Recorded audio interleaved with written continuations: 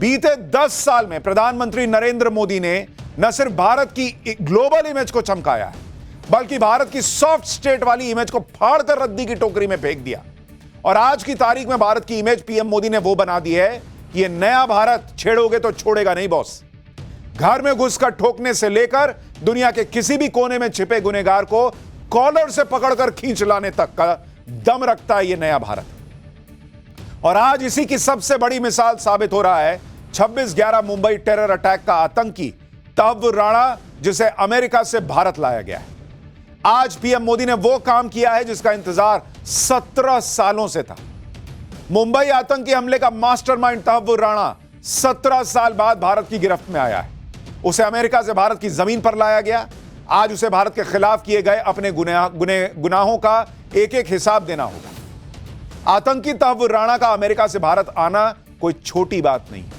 यह सिर्फ एक आतंकी के प्रत्यर्पण का मामला नहीं है बॉस, बल्कि तहव्वुर राणा को भारत लाना पूरी दुनिया को एक मैसेज है कि जो भारत से दुश्मनी करेगा, भारत के खिलाफ साजिश करेगा, नरेंद्र मोदी का नया भारत उसे छोड़ेगा नहीं। फिर वो चाहे दुनिया में कहीं छुप जाए या छुप जाने की कोशिश कर ले। तहव्वुर राणा खालिस्तानी आतंकियों से लेकर पाकिस्तान में छुपने वाले दाऊद इब्राहिम से लेकर मसूद अजहर और हाफिज सईद तक को क्लियर मैसेज है, ये एक दिन ठोक तो तुम भी दिए जाओगे, भारत तुम्हें भी नहीं छोड़ेगा। ये भारत के लोगों को भी मैसेज है कि आतंक किसी भी सरकार के राज में हुआ हो, लेकिन बाप का दादा का सबका बदला लेगा आपका मोदी। जिन्हें तहव्वुर राणा के बारे में ज्यादा नहीं पता, उन्हें बता दूं कि ये वही तहव्वुर राणा है जिसने 26/11 आतंकी हमले की प्लानिंग की थी। और हमले से ठीक 5 दिन पहले भाई आराम से फरार हो गया भारत से। इसलिए तहव्वुर राणा ने अमेरिका की कोर्ट में अपने सारे घोड़े खोल दिए। यहां तक कह दिया कि नाना प्रकार के कैंसर है, मुझे मत भेजो मोदी के इंडिया में, भारत मत भेजो। उसको अमेरिका में रहना स्वीकार था, लेकिन हाथ जोड़ रहा था कि मुझे भारत मत भेजो, उसको इतना डर लग रहा था। लेकिन मोदी सरकार ने अमेरिका की कोर्ट में राणा की एक चाल सफल नहीं होने दी। और इसकी कहानी बहुत दिलचस्प है। आज आपको पूरी इनसाइड स्टोरी बताऊंगा कि कैसे यह आदमी खींचकर भारत लाया गया। लेकिन तहव्वुर राणा इधर भारत पहुंचा, उधर पाकिस्तान से लेकर भारत तक में कुछ लोगों को आग लग गई, क्योंकि उन्हें पता है कि तहव्वुर राणा यह बताएगा कि मुंबई आतंकी हमले में पाकिस्तान की सेना और आईएसआई का कितना रोल था। क्योंकि तहव्वुर राणा पाकिस्तान की सेना में रह चुका है, इसलिए यह संभव है कि वो पाकिस्तानी सेना के उन 2 मेजर का नाम भी ले सकता है जो इस हमले के पीछे शामिल थे। आतंकी तहव्वुर राणा पाकिस्तान की खुफिया एजेंसी आईएसआई को भी बेनकाब कर सकता है। वो बता सकता है कि भारत में आईएसआई के कौन से सीक्रेट एजेंट्स हैं जिन्होंने उसकी मदद की। हाफिज सईद और लखवी जैसे आतंकियों के खिलाफ नए सबूत मिल सकते हैं। पाकिस्तान पर हाफिज और लखवी जैसे आतंकियों पर कड़े एक्शन लेने का नया दबाव डाला जा सकता है। राणा की गवाही पाकिस्तान के खिलाफ भारत के केस को और मजबूत कर सकती है। FATF यानी फाइनेंशियल एक्शन टास्क फोर्स में पाकिस्तान पर नई मुसीबत आ सकती है। यानी कुल मिलाकर तहव्वुर राणा जो खुलासे करेगा, उससे ग्लोबल टेरर के खिलाफ भारत की लड़ाई को नई ताकत मिलेगी। भारत एक बार फिर दुनिया के सामने आतंकवाद के मुद्दे पर पाकिस्तान को बेनकाब कर पाएगा। और इसलिए मोदी ने इस बार तहव्वुर राणा को नहीं, बल्कि सीधे पाकिस्तान की गर्दन को पकड़ लिया है, अच्छे से जकड़ लिया है। तहव्वुर राणा को भारत लाने के लिए नरेंद्र मोदी की सरकार ने क्या किया? क्या तहव्वुर राणा को सरेआम फांसी हो पाएगी या नहीं? क्या अगला नंबर दाऊद इब्राहिम को टांग देने का है? इस वक्त तहव्वुर राणा कहां है? और कांग्रेस के राज में आतंक के सामने कमजोर दिखने वाला भारत मोदी राज में कैसे ठोक देने वाला भारत बन गया, आज ये सब बताऊंगा। लेकिन पहले आज दिन भर जो हुआ है उसकी एक झलक देखिए। चुन चुन करके हिसाब लेना, ये मेरी फितरत है। मैं दोस्तों इंतजार लंबा नहीं कर सकता। हम घर में घुस के मारेंगे।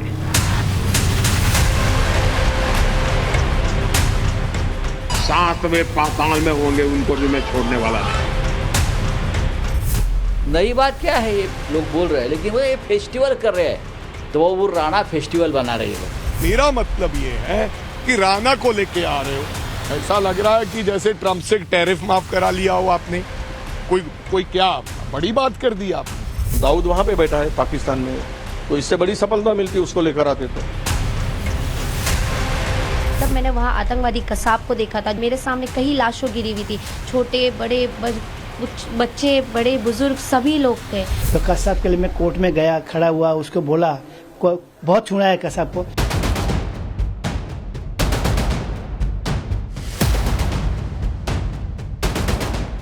नाइट मतलब होने लगा पूरा, हम लोग के शरीर में पूरा चुभने लगा, तो हम लोग सोचे कि कोई पटाखा फूट रहा है। पूरा सब ये पूरा बंद था, इधर पूरी आग लगी हुई थी। इस सोच के इंसान को ये होता है आग के ऊपर काटा जाए।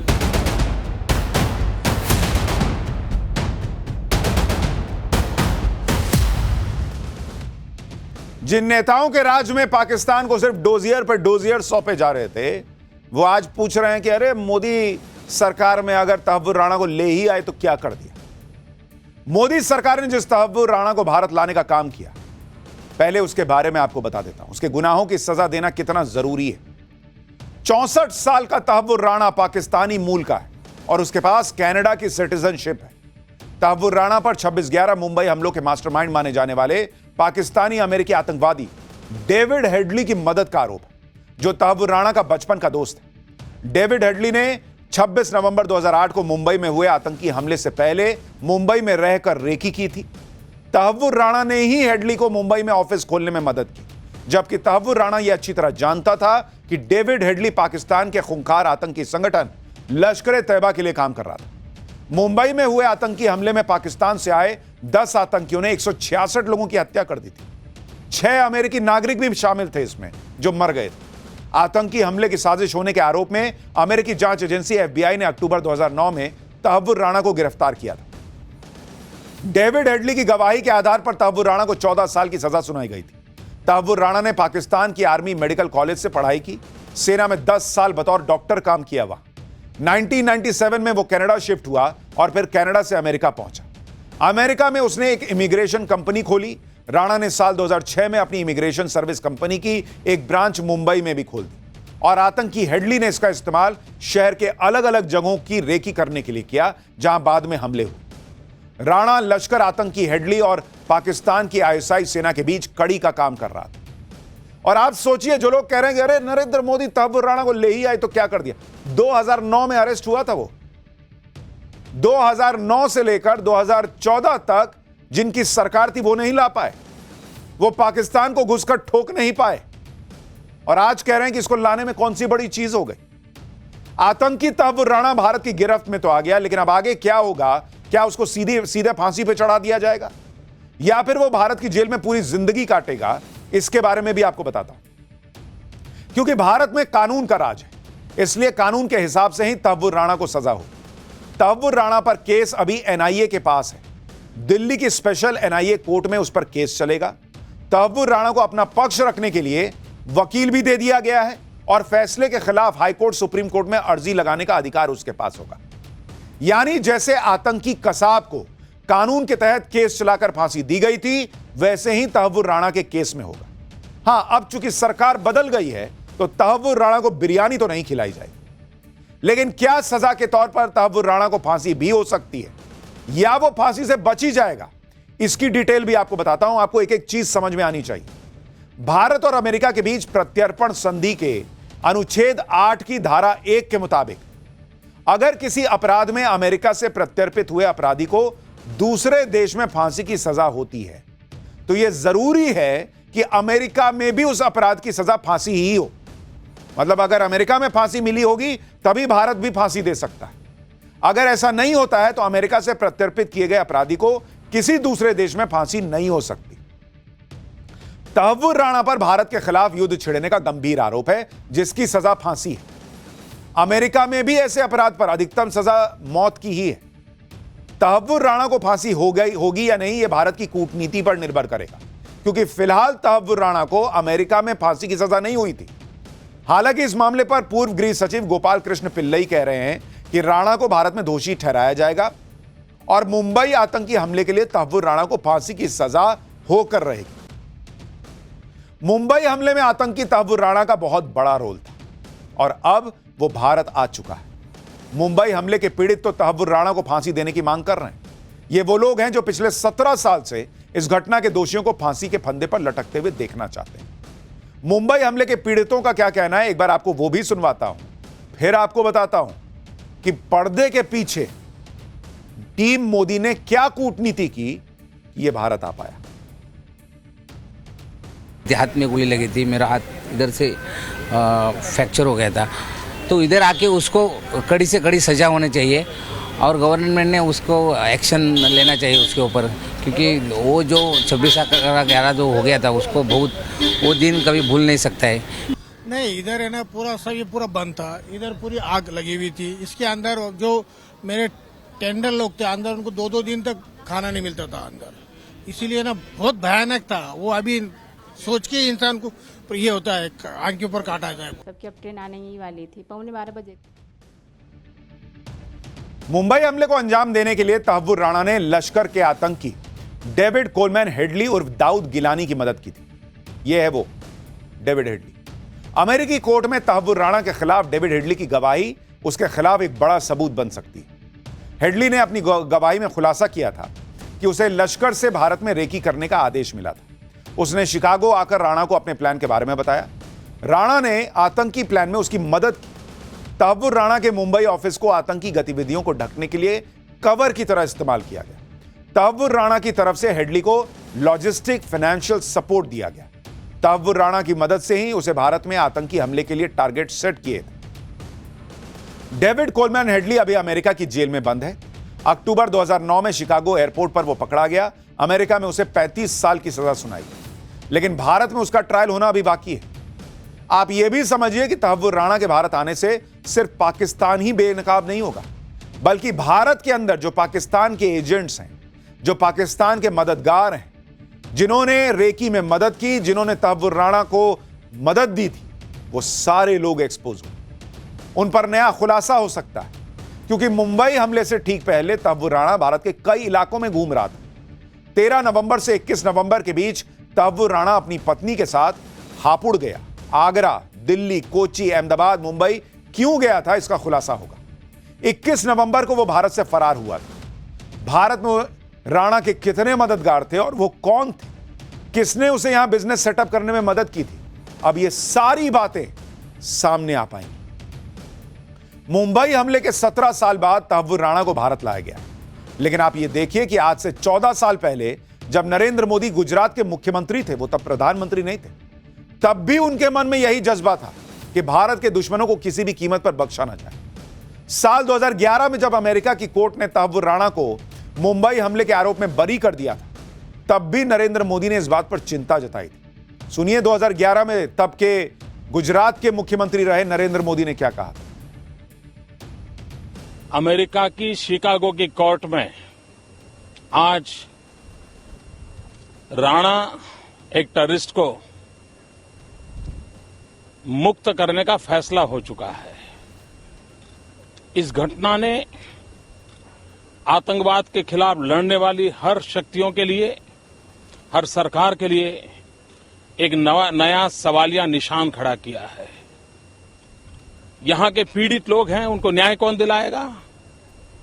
7वें पाताल में होंगे, उनको भी मैं छोड़ने वाला नहीं हूं।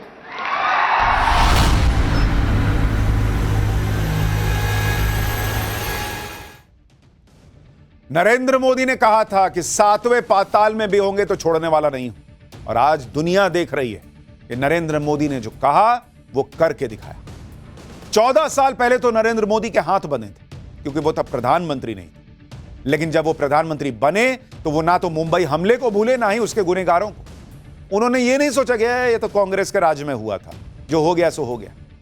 मोदी सरकार में भी तहव्वुर राणा को भारत लाने के लिए एक लंबी लड़ाई लड़ी गई, और यह लंबी लड़ाई तब अपने अंजाम पर पहुंची जब अमेरिका में ट्रंप की सरकार आ गई। 20 जनवरी को ट्रंप ने अमेरिका में शपथ ली।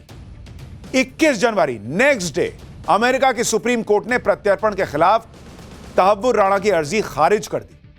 21 जनवरी को ही अमेरिका के नए विदेश मंत्री मार्को रूबियो और भारत के विदेश मंत्री एस जयशंकर की मुलाकात होती है।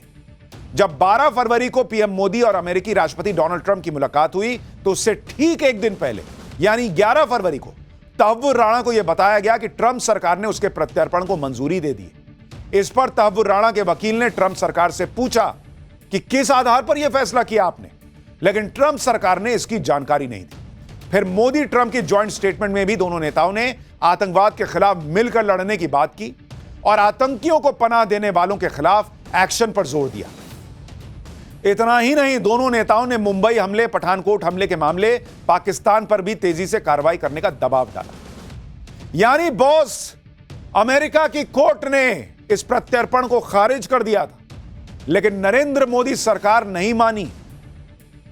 जो लोग कहते हैं कि मोदी और ट्रंप क्या ही दोस्त हैं, नरेंद्र मोदी ने पहले ही दौरे में जाके ट्रंप से कहा कि मुझे ये आदमी चाहिए मुझे तहव्वुर राणा, और लेकर आ गए उसको। डोनाल्ड ट्रंप से पीएम मोदी की अच्छी केमिस्ट्री ने तहव्वुर राणा के प्रत्यर्पण पर आखिरी मुहर लगाने में बड़ी मदद की और प्रोसेस तेजी से आगे बढ़ा। तहव्वुर राणा को भारत लाना तो सिर्फ शुरुआत है। अभी तो पीएम मोदी ट्रंप को एक लंबी लिस्ट देकर आए हुए हैं कि ये सब भारत के गुनहगार हैं, ये सब चाहिए। कौन कौन किधर किधर सेटिंग गेटिंग करके भारत को बर्बाद करना चाहता है, सबकी लिस्ट निकल रही है।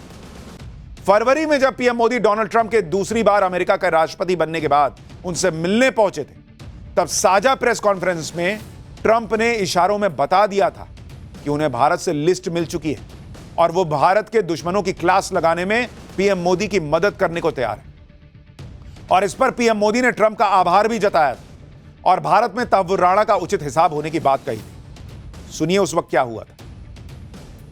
Well, I don't think India had a very good relationship with the Biden administration, and a lot of things happened that weren't very appropriate, I thought, between India and the administration, the Biden administration. But as you said, we're giving a very violent man, it seems to me. I mean, I don't know that he's been convicted yet or will be, but let's assume he's a pretty violent person. We're giving him back to India immediately, and there are more to follow because we have quite a few requests. So we work with India on crime, and we want to make it good for India, and it's very important. So that kind of a relationship is very important to us.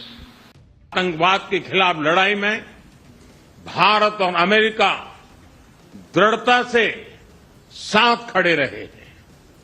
हम सहमत हैं कि सीमा पार आतंकवाद के उन्मूलन के लिए ठोस कार्रवाई आवश्यक है और मैं राष्ट्रपति जी का आभारी हूं।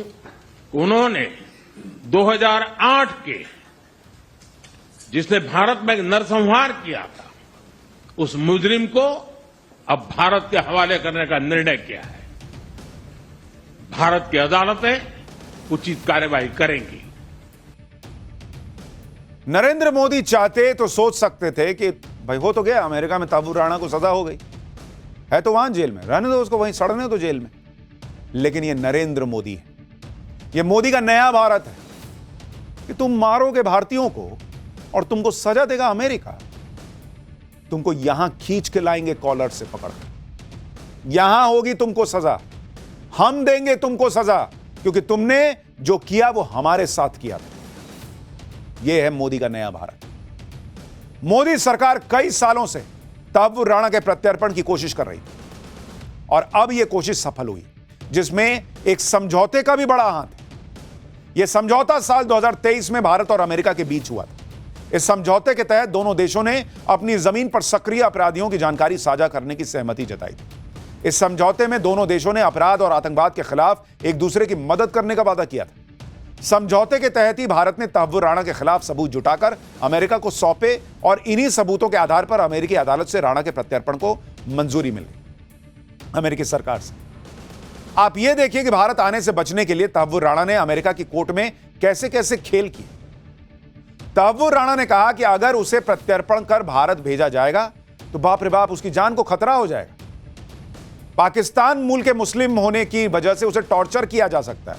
ए भाई, यहां तो कसाब को लोग बिरयानी खिला रहे थे, हाँ ठीक है, इस नई सरकार में तुमको नहीं खिलाएंगे, लेकिन टॉर्चर भी नहीं करेंगे। राणा ने यहां तक कहा कि उसे जानलेवा बीमारियों ने जकड़ा हुआ है, भारत भेजेंगे तो मर जाएगा। अच्छा, वो बीमारी अमेरिका में नहीं मारती है, भारत में मारती है।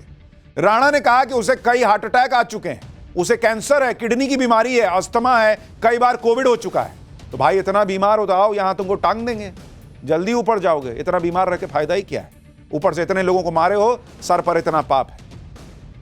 इतना कुछ बताने के बाद भी अमेरिका की सुप्रीम कोर्ट ने तहव्वुर राणा की एक नहीं सुनी और फिर अमेरिका की सरकार ने भारत को सौंप दिया तहव्वुर राणा। राणा के प्रत्यर्पण में दो फैक्टर सबसे अहम है, एक कूटनीतिक और दूसरा लीगल।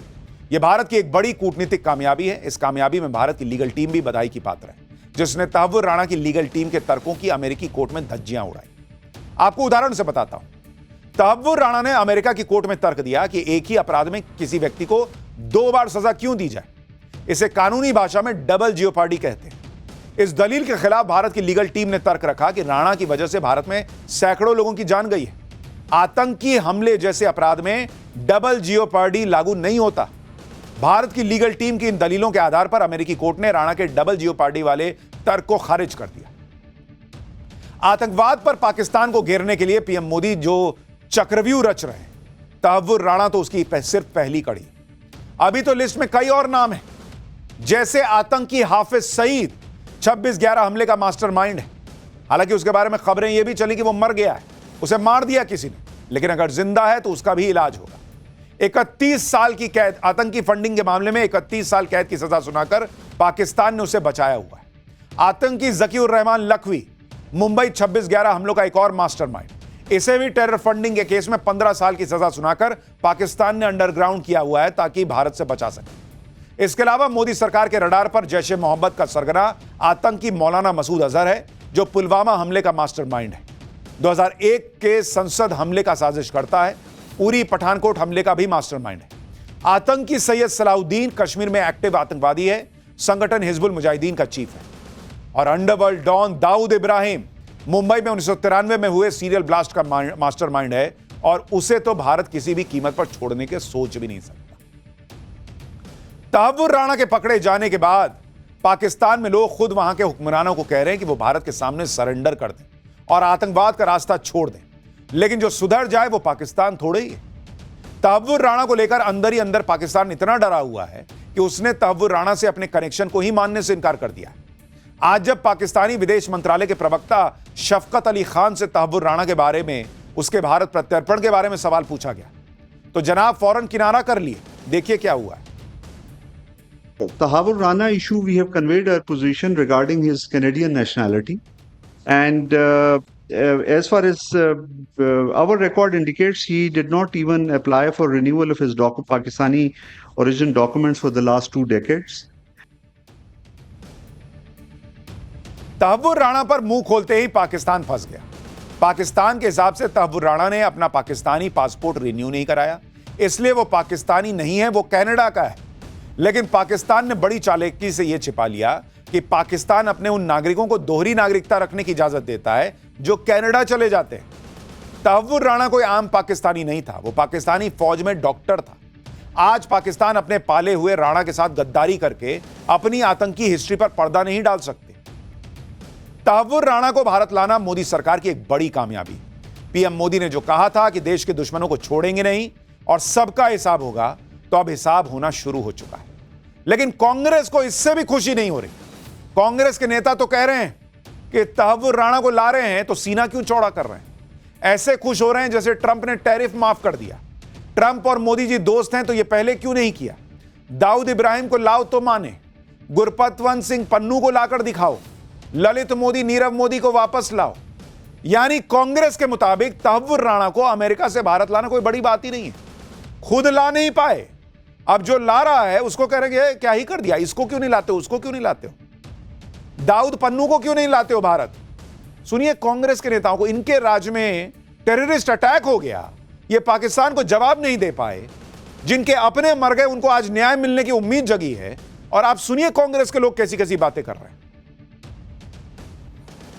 अगर बोल रहे राणा को लाना है तो फिर सफलता बड़ी है, तो इससे बड़ा मुंबई को उद्ध्वस्त करने वाला दाऊद वहाँ पे बैठा है पाकिस्तान में, तो इससे बड़ी सफलता मिलती उसको लेकर आते तो उसको भी लेकर आए, इससे बड़ी सफलता पाए। पता नहीं राणा को लेके आ रहे हैं कि कैसे है, कब लेकर आएंगे, क्या है। अच्छी बात अगर लेके आ रहे हैं।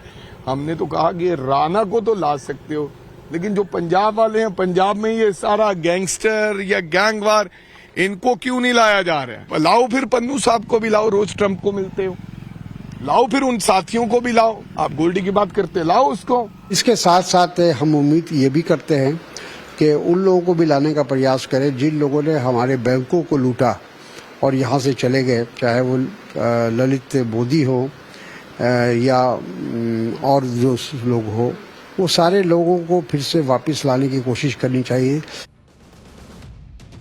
कांग्रेस के नेताओं को आग लगी हुई है बॉस कि बाप रे बाप, ये तो नाम हो जाएगा मोदी का कि मोदी भारत के गुनहगार को पकड़ कर ले आए, तो इसको काहे नहीं लाए, उसको काहे नहीं, खुद किसी को नहीं ला पाए, खुद घर में घुस के ठोक नहीं पाए। लेकिन आप देखिए कि ये वही लोग हैं जो कह रहे थे कि भाई कतर में जो भारतीय फंस गए उनको फांसी की सजा हो गई, अब मोदी दिखाएं जरा बचा के। मोदी बचा के ले आए, फिर इतना सा मुंह हो गया। मत करो भाई ये सब, फिर वो किस दिन दाऊद इब्राहिम को भी पकड़ के ले आएंगे या वहां ठोक दिया जाएगा तो फिर और इतना सा मुंह हो जाएगा। जो लोग आज कह रहे हैं कि तहव्वुर राणा को भारत लाना कोई बड़ी बात नहीं, वो शायद भूल गए कि मुंबई हमले के वक्त यूपीए सरकार ने किस तरह से रिएक्ट किया था, जिस पर आज भी सवाल उठते हैं। 2008 में जब मुंबई पर आतंकी हमला हुआ था तो उस समय शिवराज पाटिल केंद्रीय गृह मंत्री थे। हमले की खबर मिलने के बाद दिल्ली में गृह मंत्रालय एक्टिव हुआ। आरोप है कि उस दौरान शिवराज पाटिल बार बार कपड़े चेंज कर रहे थे। मुंबई में आतंकवादियों से जब सुरक्षाकर्मी लोहा ले रहे थे, उनकी गोलियों का सामना कर रहे थे, तो उस मुश्किल घड़ी में देश के गृह मंत्री पाटिल साहब बार बार कपड़े बदल बदल के अलग अलग जगह जा रहे थे। हेडलाइंस छपी थी उस दौर में कि भाई कपड़े बदलने वाला गृह मंत्री है। इसी तरह का आरोप 2008 में हुए मुंबई धमाकों में भी शिवराज पाटिल पर लगा था। उस समय तो उनकी तस्वीरें भी सामने आई थी जिसमें वो एक ही दिन में 3 अलग अलग ड्रेस में दिख रहे थे। यह थी उस समय की यूपीए सरकार के गृह मंत्री की गंभीरता कि देश में आग लगी हुई है, भाई साहब कपड़े बदल रहे थे। गृह मंत्री जो कर रहे थे सो कर ही रहे थे। मनमोहन सिंह सरकार में कैबिनेट सचिव रह चुके चंद्रशेखर ने अपनी किताब as good as my word में उस वक्त के हालात के बारे में लिखा कि मुंबई हमले के बाद भ्रम की स्थिति पैदा हो गई थी। कौन क्या करेगा इस बारे में कुछ स्पष्ट ही नहीं था। संविधान के तहत कानून व्यवस्था राज्य का मुद्दा है, केंद्र सरकार राज्य के अनुरोध पर दखल दे सकती है। इसी को लेकर उस समय भ्रम की स्थिति पैदा हो गई थी। हम लोग संकट को फौरन खत्म करना चाहते थे, लेकिन हमारे पास कोई खुफिया जानकारी नहीं थी, ना ही जमीनी हकीकत का पता था कि वहां हो क्या रहा है। यह था यूपीए के जमाने में हाल कि हम घुसे हैं इस मामले में कि नहीं घुसे हैं, कि स्टेट का मामला है कि सेंटर का मामला है, क्या करें, तुम देखो हम देखें, यह तो हाल था। और कह रहे हैं कि तहव्वुर राणा को ले आए तो क्या ही हो गया, दाऊद को लाके दिखा। आज कांग्रेस के नेता कह रहे हैं कि तहव्वुर राणा को प्रत्यर्पित करके भारत लाना कौन सी बड़ी बात है। लेकिन मुंबई अटैक के दौरान यूपीए सरकार कितनी कंफ्यूज थी और एक्शन लेने में कितनी ढिलाई बरती, इसके बारे में खुद कांग्रेस नेता मनीष तिवारी ने अपनी किताब 10 flash point 20 years national security situation that impacted India में लिखा है कि मुंबई हमले के बाद तत्कालीन सरकार को पाकिस्तान के खिलाफ सख्त कार्रवाई करनी चाहिए थी। यह ऐसा समय था जब एक्शन बिल्कुल जरूरी था। एक देश यानी पाकिस्तान निर्दोष लोगों का कत्लेआम करता है और उसे इसका कोई पछतावा नहीं होता, इसके बाद भी हम संयम बरतते हैं, तो यह ताकत नहीं बल्कि कमजोरी की निशानी है। यह कांग्रेस के नेता ने लिखा है अपनी किताब में। और उस कमजोरी को पाकिस्तान समझ रहा था, इसलिए एक के बाद एक टेररिस्ट अटैक हो रहे थे। आज पाकिस्तान बाप बाप करता है कि भाई पता नहीं कौन हमलावर आके ठोक के चला जा रहा है। मनीष तिवारी ने अपनी किताब में जिस कमजोरी का जिक्र किया उसके बारे में आपको और बताता हूं। मुंबई हमले के बाद देश में जबरदस्त गुस्सा था। लोग उम्मीद कर रहे थे कि सरकार हमले का बदला तो लेगी, इतना बड़ा टेररिस्ट अटैक हुआ है। लेकिन आप याद कीजिए कि यूपीए सरकार ने उस समय क्या किया। हमले में पाकिस्तान का हाथ होने के कई सबूत थे, फिर भी मुंबई हमले का बदला नहीं लिया। कसाब जिंदा पकड़ा गया, लेकिन उसके ट्रायल में देरी हुई। पाकिस्तान पर दबाव नहीं बनाया जिससे वो आतंकियों पर एक्शन ले। हमले के आरोपी डेविड हेडली को भारत लाने में विफल रहे। जबकि उस समय एयर चीफ मार्शल रहे फली होमी मेजर ने बाद में एक इंटरव्यू में कहा था कि इंडियन एयरफोर्स तो बदला लेने के लिए तैयार थी, लेकिन तब की यूपीए सरकार, मनमोहन सिंह सरकार की तरफ से इजाजत ही नहीं दी गई। मुंबई हमले के बाद उस समय यूपीए सरकार ने पाकिस्तान पर कोई एक्शन नहीं लिया। तत्कालीन प्रधानमंत्री मनमोहन सिंह ने पाकिस्तान के खिलाफ एक्शन क्यों नहीं लिया, इसका खुलासा अमेरिका के पूर्व राष्ट्रपति बराक ओबामा तक कर चुके हैं। बराक ओबामा ने अपनी किताब प्रॉमिस्ड लैंड में लिखा है कि मनमोहन सिंह ने बताया कि मुस्लिम विरोधी भावनाएं बढ़ने से बीजेपी का प्रभाव बढ़ रहा है। अनिश्चितता भरे वक्त में धार्मिक और जातीय एकजुटता का आह्वान लोगों को बहका सकता है।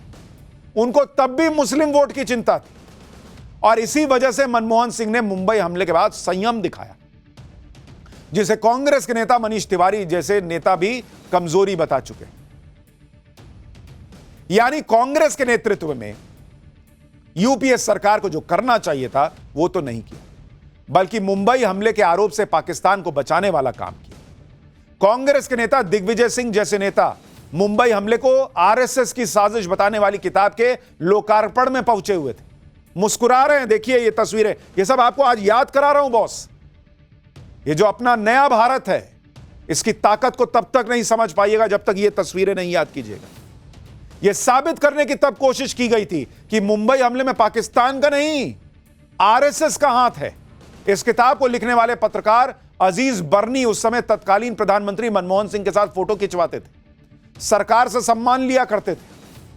आप सोचिए, जिस मुंबई हमले में पाकिस्तान के खिलाफ सारे सबूत थे, सारे आतंकी पाकिस्तान से आए थे, यहां तक कि पाकिस्तान के नेता खुद मानते थे कि मुंबई हमले में पाकिस्तान का रोल था, कसाब जिंदा पकड़ा गया।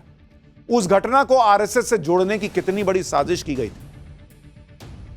संघ पर इस तरह के आरोप लगाने वाले अजीज बर्नी के खिलाफ संघ ने एक्शन भी लिया था। तस्वीर देखिए, आरएसएस की का षड्यंत्र 26/11, दिग्विजय सिंह फोटो खिंचा रहे हैं। अजीज बर्नी के खिलाफ मानहानि का केस दाखिल किया गया था आरएसएस की तरफ से, जिसके बाद उसने माफी मांगी थी और इरादा किसी को ठेस पहुंचाने का नहीं था, वो अपनी किताब का टाइटल बदलने को तैयार है, यह सब भी कहा था। लेकिन आरएसएस ने माफी स्वीकार नहीं की। संघ ने कहा कि अजीज बर्नी की माफी स्वीकार्य नहीं है, यह माफी केस वापस लेने के लिए पर्याप्त नहीं। यह हुआ था उस वक्त। यह तो हाल था उस समय यूपीए सरकार का। जिस पाकिस्तान पर हमले का आरोप लगा, उसे बचाने के लिए संघ वाला एंगल जोड़ दिया। बाकायदा किताब लॉन्च कर दी गई कि मुंबई हमले में संघ की साजिश थी, जिसमें बाद में माफी मांगनी पड़ी। यह सब यूपीए के सरकार के दौर में हो रहा था। और जब मोदी सरकार में मुंबई हमले के मास्टरमाइंड तहव्वुर राणा को भारत लाया जा रहा है, तो इसका क्रेडिट भी लेने की कोशिश की जा रही। कांग्रेस नेता पी चिदम्बरम ने कहा है कि तहव्वुर राणा का प्रत्यर्पण 1.5 दशक के कठिन कूटनीतिक, कानूनी और खुफिया प्रयासों का परिणाम है, जो यूपीए सरकार ने अमेरिका के साथ मिलकर शुरू किया। ये लोग भाई क्रेडिट लूटने आ गए कि शुरुआत तो हमने ही की थी ना, ला नहीं पाए तो क्या हुआ, पहले वाली अर्जी तो हमने ही लगाई थी। अलग लेवल पे हैं बॉस ये लोग। आपकी मंशा तहव्वुर राणा को वापस लाने की होती या फिर मुंबई के पीड़ितों को इंसाफ दिलाने की होती, तो मुंबई हमले को आरएसएस से जोड़ रहे होते आपके नेता। सुनिए केंद्रीय मंत्री पीयूष गोयल और नित्यानंद राय ने तहव्वुर राणा के भारत आने पर क्या कहा। कांग्रेस की सरकार ने कुछ किया नहीं आरोपियों के ऊपर सख्त सजा दिलाने के लिए, बल्कि जो पकड़ा गया था कसब उसको भी बिरयानी खिलाते थे। ये मोदी जी का दृढ़ संकल्प था कि जिन लोगों ने हमारी देश पर आंख उठाई उनको सख्त से सख्त सजा मिले। जो भी अपराधी इस दुनिया में कहीं भी छुपे हुए हैं, जिन्होंने भारत के खिलाफ षड्यंत्र रचा है, वह सब। तो आखिरकार विपक्ष कुछ भी कहे, कांग्रेस कुछ भी कहे, देश देख रहा है कि तहव्वुर राणा को भारत लाया गया है, जबरदस्त कूटनीतिक प्रयासों के जरिए लाया गया है, और यही वो नया भारत है जिसकी धमक दुनिया महसूस कर रहा है। लेकिन ये इकलौती खबर नहीं है नए भारत की ताकत की। पाठशाला में बगली क्लास, पीएम मोदी का वो एक्शन जिससे बांग्लादेश के कट्टरपंथी और सरकार दोनों में मच गया हाहाकार। मोदी ट्रंप का वो धमाका कि चीन, पाकिस्तान, बांग्लादेश सब बाप बाप कर रहे हैं। अब इसका चैप्टर।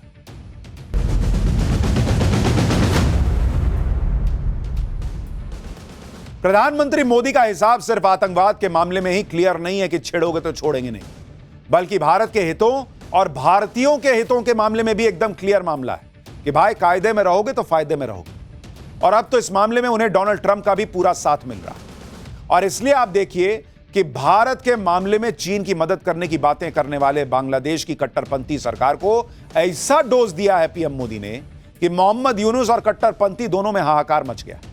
इतना ही नहीं, अब तो मोदी ट्रंप ऐसे धमाके कर रहे हैं कि चीन, पाकिस्तान, बांग्लादेश सब बाप बाप कर रहे हैं। आज आपको इस सब के बारे में विस्तार से बताऊंगा, लेकिन पीएम मोदी के एक्शन से मचे बवाल की पहले एक झलक देखिए, फिर बताता हूं कि बांग्लादेश के साथ पीएम मोदी ने क्या गेम किया है।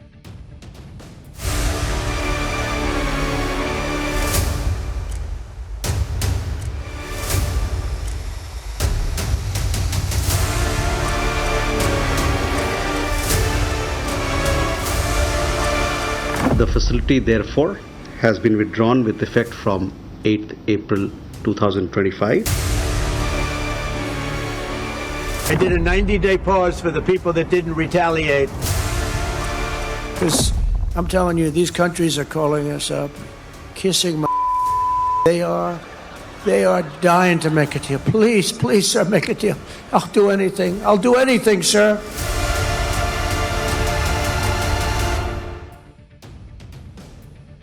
सबसे पहले बात बांग्लादेश के अंतरिम पीएम मोहम्मद यूनुस की, जो चीन के कंधे पर चढ़कर उछलने की कोशिश कर रहे हैं। लेकिन प्रधानमंत्री मोदी ने एक ही झटके में मोहम्मद यूनुस को उनकी जमीन दिखा दी और बता दिया है कि कायदे में रहते तो फायदे में रहते। भारत ने बांग्लादेश को दी गई ट्रांसशिपमेंट फैसिलिटी को छीन लिया।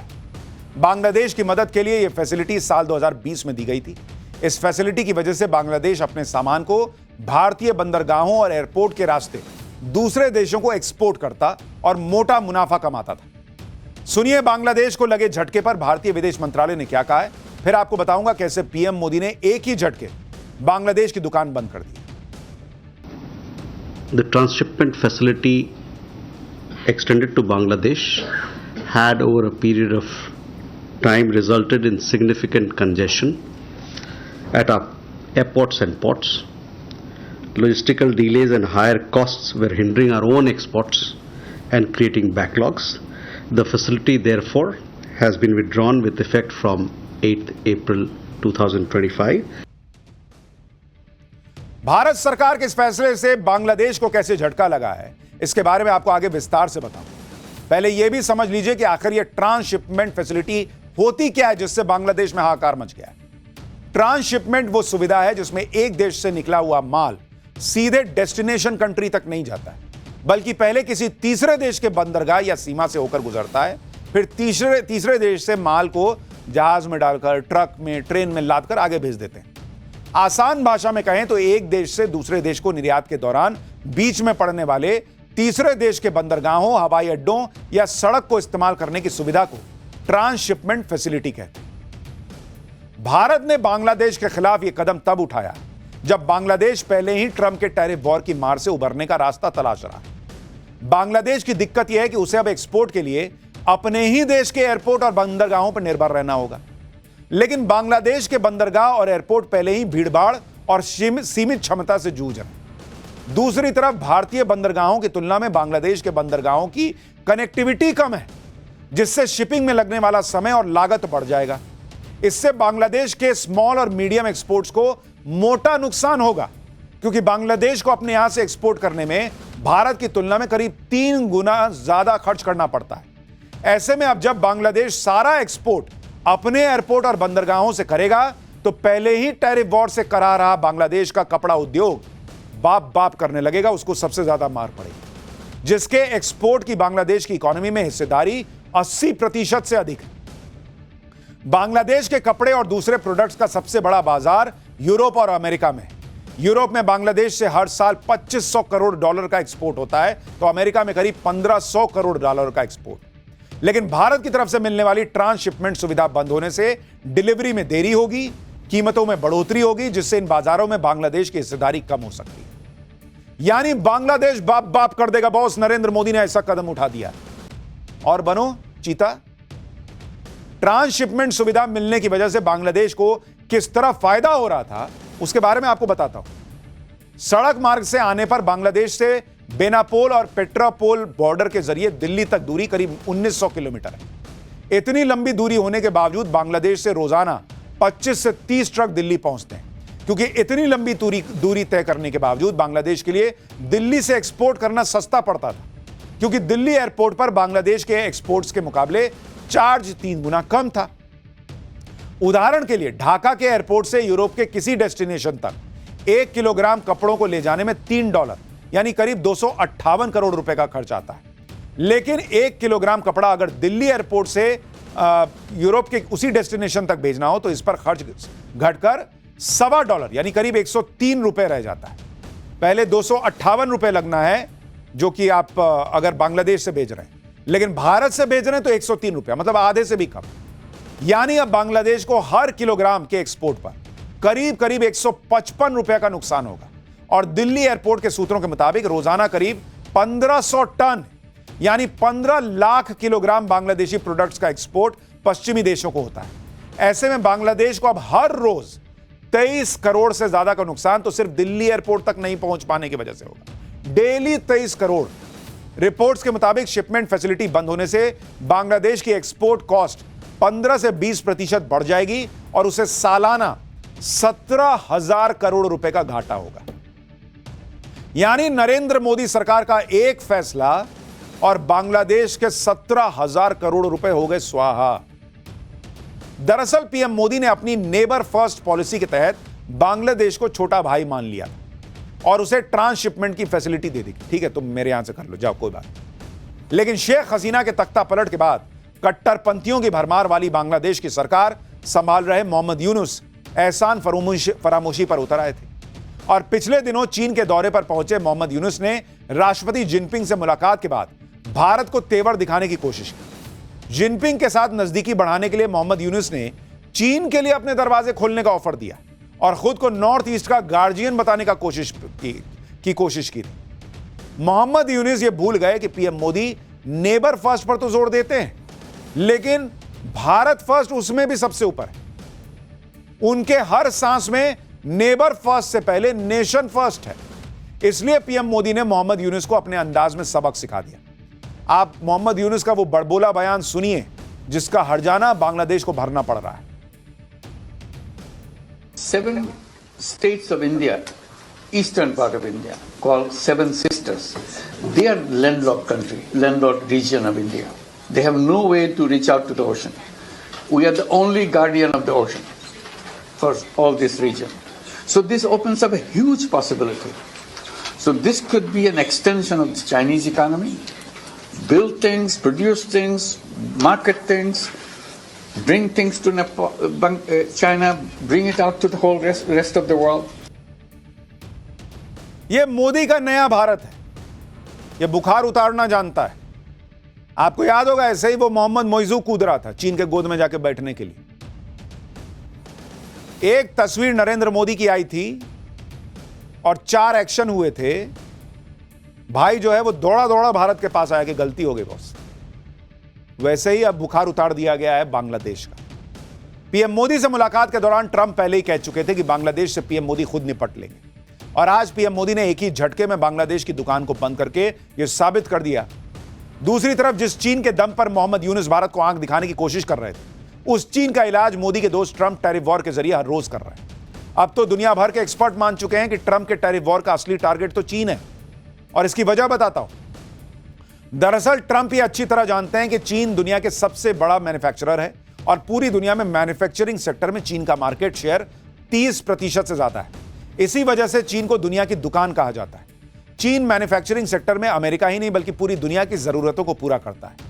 जिस तरह से आए दिन किसी न किसी मुद्दे पर चीन और अमेरिका के बीच तकरार हो रही है, फिर चाहे वो ताइवान का मुद्दा हो, पनामा नहर का हो या फिर इंडो पैसिफिक रीजन में वर्चस्व साबित करने की लड़ाई। इसलिए ट्रंप कई बार ग्लोबल सप्लाई चेन में चीन के दखल को कम करने की बात कह चुके हैं। ऐसे में माना जा रहा है कि ट्रंप के टैरिफ वॉर का असल मकसद चीन के मैन्युफैक्चरिंग सेक्टर की कमर तोड़ देना है और इसके लिए अमेरिका के राष्ट्रपति डोनाल्ड ट्रंप ने टैरिफ वॉर को लेकर 2 बड़े ऐलान किए। पहला, भारत समेत सहयोगी देशों पर लगने वाले टैरिफ पर 90 दिन की रोक लगा दी और दूसरा, चीन के खिलाफ टैरिफ को बढ़ाकर 125% कर दिया। अब आप सोचिए कि भारत पर जो टैरिफ लगने की बात थी उसको तो 90 दिन का रोक दिया कि भाई चलो ठीक है, और दूसरी तरफ हम चीन पर लगा दिया 125% का टैरिफ। अब इसमें भारत का फायदा कितना ज्यादा है यह समझना कोई रॉकेट साइंस तो है नहीं, लेकिन यह समझना जरूरी है कि जिस तरह ट्रंप चीन पर लगातार टैरिफ बढ़ाते जा रहे हैं उसका चीन पर असर क्या होगा। ट्रंप अब तक चीन पर 125% टैरिफ लगा चुके हैं। आसान भाषा में समझिए तो इसका मतलब यह है कि अब जो भी अमेरिकी बिजनेसमैन चीन से सामान इंपोर्ट करेगा उसकी कीमत 125% बढ़ जाएगी। अगर चीन में बना सामान अमेरिकी बिजनेसमैन को पहले 1 लाख रुपए में मिलता था तो अब टैरिफ बढ़ने के बाद उसकी कीमत दोगुनी से ज्यादा यानी करीब 2.25 लाख रुपए हो जाएगी। इससे चीन के एक्सपोर्ट में भारी गिरावट आ सकती है और इसका सीधा फायदा भारत को मिल सकता है, क्योंकि भारत में पिछले 10 साल में नरेंद्र मोदी ने मेक इन इंडिया को बढ़ावा दिया, भारत में ईज ऑफ डूइंग बिजनेस को बढ़ाया, भारत को मैन्युफैक्चरिंग हब बनाने का प्रयास किया। कई कंपनियां ऑलरेडी चीन छोड़कर भारत आ चुकी हैं। भारत कहेगा लो ना यार, मेरे से लो, छोड़ो चीन को। उधर बांग्लादेश को निपटाने का इंतजाम हो ही गया है, कपड़े भी भारत से लो, वो उससे लेने, बांग्लादेश से लेने की क्या जरूरत है। चीन पर लगातार बढ़ रहे टैरिफ के बीच भारत को बड़ी राहत मिल गई, जिसके पीछे पीएम मोदी की ठोस प्लानिंग है। पीएम मोदी ने चीन की तरह ट्रंप के टैरिफ पर तेवर नहीं दिखाए। ट्रंप के टैरिफ लगाने के ऐलान पर तुरंत रिएक्ट नहीं कर दिया, जैसा यहां कुछ लोग चाह रहे थे कि नरेंद्र मोदी पैर पटके कहेंगे देखो ऐसा नहीं किया। पीएम मोदी ने इससे निपटने के लिए पहले ही होमवर्क करने का काम शुरू कर दिया। एक तरफ पीएमओ के दखल से भारत और अमेरिका के बीच ट्रेड डील फाइनल होने की पहल शुरू कर दी गई थी। इस बायलैटरल ट्रेड डील पर भारत और अमेरिका के बीच करीब करीब सहमति बन चुकी है। अमेरिका के वित्त मंत्री ने खुद माना है कि भारत ऐसा देश है जो टैरिफ पर बात करने के लिए इस समय सबसे आगे, यानी अमेरिका तक टैरिफ वॉर को लेकर पीएम मोदी की स्ट्रैटेजी का लोहा मान रहा है। लेकिन भारत में एक इकोसिस्टम है जो टैरिफ वॉर पर ज्ञान दे रहा है। पीएम मोदी पर सन्नाटे में जाने का आरोप लगा रहा है। इसी इकोसिस्टम का हिस्सा राहुल गांधी भी। सुनिए गुजरात में हुए कांग्रेस के अधिवेशन में राहुल गांधी ने टैरिफ वॉर को लेकर कैसे पीएम मोदी को घेरने की कोशिश की थी। पहले नरेंद्र मोदी अमेरिका गए, याद है आपको, गले लगे थे, याद है? इस बार गले लगने वाली फोटो देखी आपने? देखी? कहां गायब हो गई? राष्ट्रपति ट्रंप ने ऑर्डर दिया, जिनको मोदी जी अपने मित्र कहते हैं, ऑर्डर दिया, सुनो, इस बार गले नहीं लगेंगे, इस बार नए टैरिफ लगाएंगे। चू तक नहीं निकली, आज तक गायब है। नहीं होगा कुछ, यही चलेगा। पाठशाला में अगला चैप्टर, भयंकर गर्मी के बीच मौसम का महा ट्विस्ट। ऐसा क्या हुआ कि यूपी बिहार में लोगों की जान चली गई?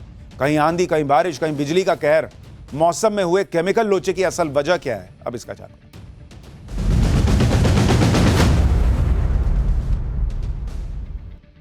पिछले कुछ दिनों से पड़ रही भीषण गर्मी ने लोगों की हालत खराब कर रखी थी।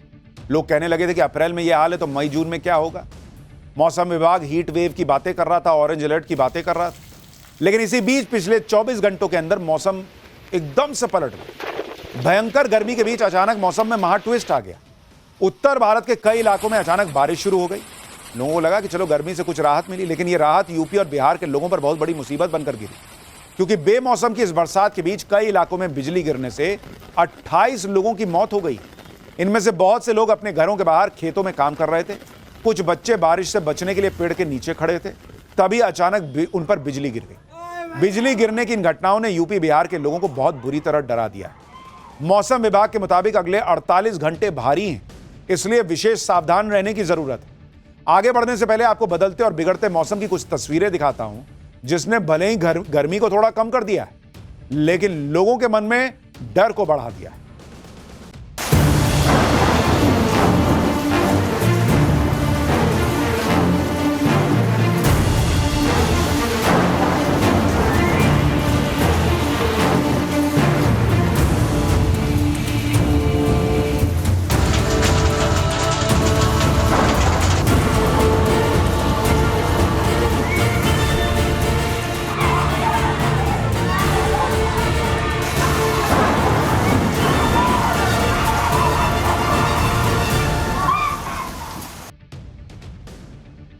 उत्तर प्रदेश में आज सुबह अचानक ही मौसम बदल गया। लखनऊ, कानपुर और गोरखपुर समेत 25 शहरों में आज तेज बारिश हुई। लखनऊ की तस्वीरें आपको दिखा रहा हूं, जहां दिन भर रुक रुक कर बारिश होती रही।